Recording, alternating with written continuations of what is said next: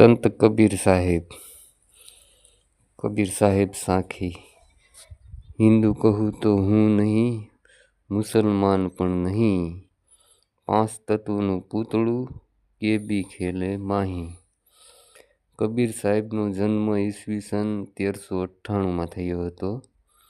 તેમના પિતા નીરુ અને માતા નીમાવણકર હતા અને બનારસ શહેરના બહારના છેડા પર રહેતા હતા। નાની ઉંમરથી જ કબીર સાહેબનો ઝુકાવ પરમાર્થ તરફ હતો। જોકે તેમને કોઈ પણ પ્રકારના વિધિસર શિક્ષણની તક મળી ન હતી, છતાં પણ કબીર સાહેબની રચનાઓ પરથી ખબર પડે છે કે તેઓ એક વિવેકશીલ અને તીવ્ર બુદ્ધિવાળા વ્યક્તિ હતા, જેમને ગૂઢ તત્વોને સમજવાની, તેમના ઊંડાણમાં જવાની તથા તેમનું વિવેચન કરવાની અસાધારણ યોગ્યતા પ્રાપ્ત હતી। બાળપણથી જ કબીર સાહેબ વણકરના વ્યવસાયમાં પોતાના પિતાને મદદ કરવા લાગ્યા। ધીરે ધીરે તેઓ પોતાના કુળના આ વ્યવસાયમાં કુશળ બની ગયા, પરંતુ તેમની સાથે સાથે આધ્યાત્મિક વાતોમાં તેમની રુચિ પણ વધવા લાગી। કેટલી વાર તેઓ પોતાનો સમય આધ્યાત્મિક ચિંતનમાં વિતાવતા હતા, જેને જોઈને કોઈ વાર તેમના પિતા ચિંતાતુર બની જતા હતા। શરૂઆતથી જ કબીર સાહેબ દયાળુ અને કોમળ હૃદયના હતા। તેઓ કોઈનું દુઃખ દર્દ સહન કરી શકતા ન હતા।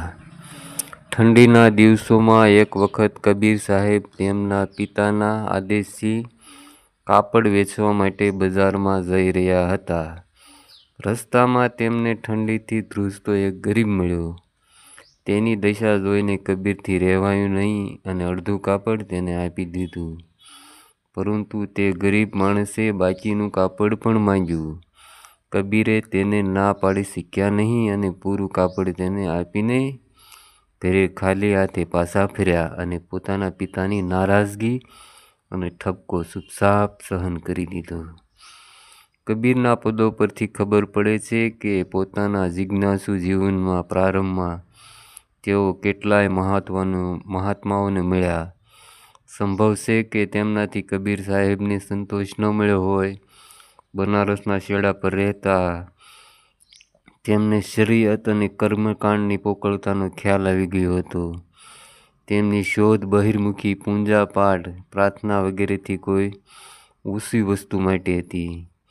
કબીર સાહેબે પોતાના જીવનમાં જે માર્ગનો ઉપદેશ આપ્યો તે શબ્દનો માર્ગ છે, જીવતા જીવ પ્રભુની પ્રાપ્તિનો માર્ગ છે અને બહારના રીતિ રિવાજોથી દૂર રહીને અંદર જવાનો માર્ગ છે। આ માર્ગમાં કબીરને કોણ દીક્ષા આપે, તેમના સદગુરુ કોણ હતા, તે અંગે ક્યારેય ઉલ્લેખ મળતો નથી।